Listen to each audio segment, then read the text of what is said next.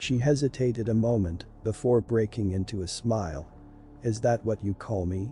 I like it. My name is actually Melanie though. I felt my face reddening. Of course her name wasn't actually Rachel. That was just something I made up in my head. Still, my embarrassment couldn't keep up with my confusion and joy. Is it really you? She nodded. Yeah, it's me. Rachel. Melanie grunted as I stepped forward and started hugging her. Laughing, she hugged me back for a moment, but then she whispered in my ear. Thomas, we need to talk, and not out here. Can we go inside? I broke away and nodded, wiping at my eyes as I tried to finish unlocking the door with a shaking hand. My heart was pounding, and I still felt like I was in a strange and wonderful dream, but when we had gotten inside and sat down on my living room sofa, I forced myself to focus on the biggest question I had. How? Melanie had still been smiling as we sat down, but now she looked worried and sad. Thomas, that's what I'm here to tell you. Things aren't like you think they are. They never have been. I frowned, a new line of fear cutting through my happy haze. What do you mean? She held the bridge of her nose for a moment, looking down like she was trying to figure out how to say whatever it was she had to say. Thomas, you're part of a psychological experiment. I've been a part of it for longer than you have as one of the actors, and I still don't know all the details. I'm pretty sure it's run by some government agency, and I know they're investing a lot of money and time into it, but for what reasons that I'm not so sure. I realized I was wringing my hands. No, that wasn't right. It couldn't be right. This was some kind of trick. Melanie went on. What I do know is that you're being watched as a long-term subject. They have constructed this whole scenario where you do a secret job watching someone who looks like they might be trapped. They give you instructions and a way of making choices. You've got buttons or something you can choose between, right? I nodded weakly, my tongue thick in my throat. Yeah. A red one. And a green one. She sighed and nodded. I think they're testing how much you'll obey.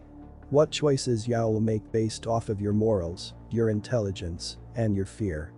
It's interesting, or at least I thought so, when I first joined up 6 years ago. They've never officially given me many details, just the overall gist. But people talk. The other actors and me, sometimes we hear things, and we gossip. She smiled sadly. That's what caused me to start feeling bad. I interrupted. Other actors. Melanie's eyes widened. Oh shit, yeah. Sorry. I think they still call him Mr. Solomon. And there are others too. When I just stared at her, she went on. Anyway, for a long time it was just the normal job, right? I spent 6 hours a day acting like I'm this trapped girl, mainly faking painting or watching TV. You know, boring stuff.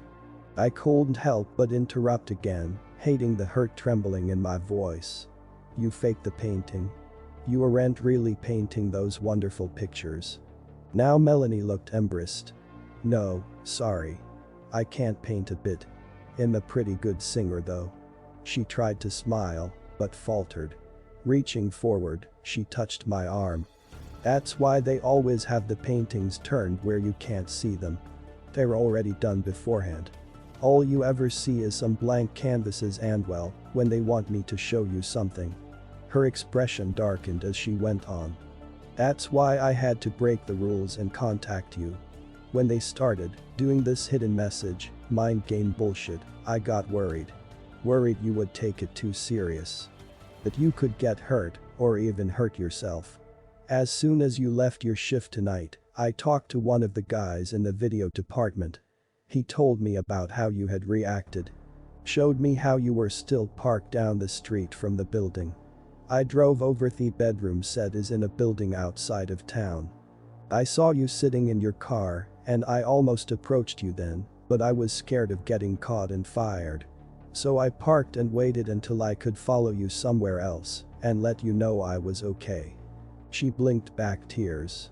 I'm ashamed to say I almost left a couple of times.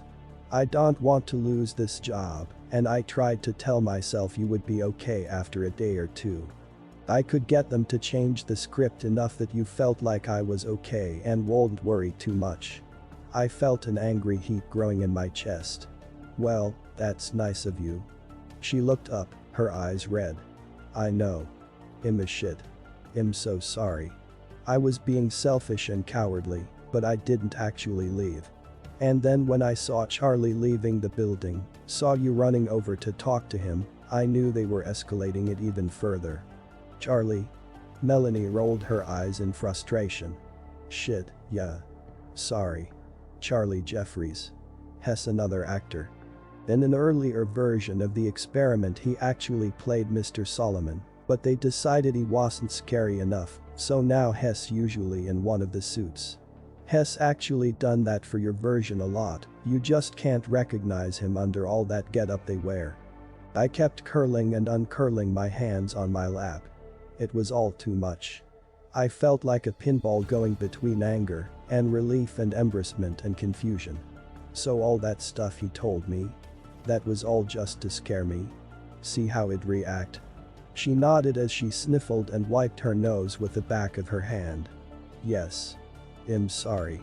That's why I knew I couldn't wait any longer to tell you. I could see how worried and scared you were going back to your car. I pulled my arm back from her touch. Well, thanks I guess. At least you stopped me before I went to the police and looked like a joke in front of them too. I just wanted her gone, her sympathetic pitying eyes off of me. Thanks for stopping by and letting me in on it. I tried to make my voice sound hard and unfeeling, but it came out watery instead. Standing up, I turned away from her so she couldn't see as I started to cry. If you don't mind, you need time to think about everything. It's a lot. The moment passed, and then her hand was on my shoulder. Thomas, you don't have anything to be embarrassed about. They are very good at what they do. All you did was what you thought was right. Because you're a good man. I shrugged. I thought that you were in trouble, and I wanted to help. She gently turned me toward her, and when I looked up, she smiled and sniffed again.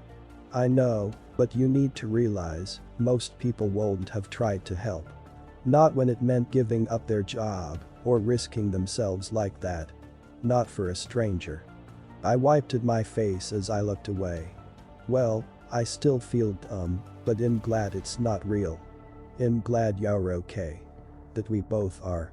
I paused and caught her eye again. We are, aren't we? Safe, I mean. She hesitated before nodding. Yeah, I think so. Like I said, they have a lot invested in whatever this is, and the fact that they're willing to go as far as they have with you makes me wonder, but I've never seen any signs of anyone getting hurt. I think the worst that could happen is one or both of us gets fired. I felt my face getting red again. Oh, don't worry about that. I'm going to quit tomorrow. I'll finally get to hit their damn buttons. Maybe both of them. I started to smile, but then I saw the look on Melanie's face. Thomas, please don't do that. I don't think they would hurt us, but if you up and quit, they'll figure out I've talked to you. I don't think they watch us all the time, but I don't know what they can find out. You know, tracking cell phones, spy satellites, whatever. I'm taking a big risk just being here, and I don't want them catching on. I took a step back from her. So you want to keep getting paid to trick people like me? She reached out and grabbed my right hand. I had been clenching it unconsciously, and it relaxed at her touch. No, I don't want to. But I wasn't expecting this. How the experiment has changed, getting to actually meet Yowie can't do it long term, but another month or two to save up money. Now that you're in on it and won't be scared or hurt by it anymore. She smiled. That I can do. That we can both do. We can keep going like normal, take some more of their money, and then one of us can quit. The next month, the other one can.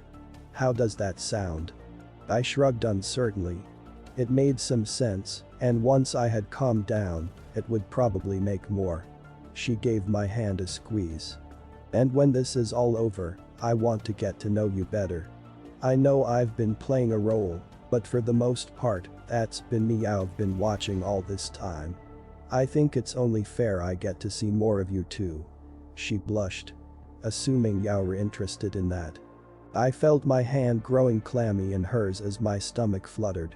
"Well, I mean, yeah, I would really like that." Swallowing, I added, "How long do we have to wait to see each other again?" Melanie grinned at me. "Work another month or so.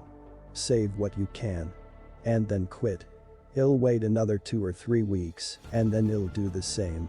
And then she looked up at the ceiling as she pondered it for a moment, and I was struck again by how beautiful she was, even if she was a little different in person than I had imagined. 3 months from tonight we'll meet right here. He'll come over, and we can start getting to know each other better. How's that sound? Returning her smile, I nodded. That sounds great.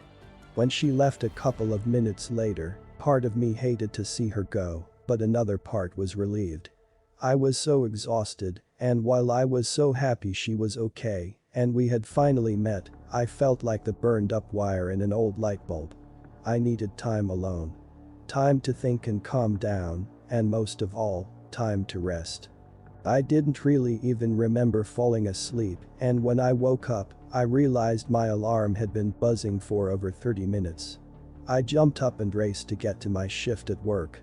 As she had been leaving, Melanie had stressed again how we needed to act completely the same. That meant not freaking out, but it also meant not acting like everything was okay either. If I suddenly showed no signs of being worried about her, that would tip them off too.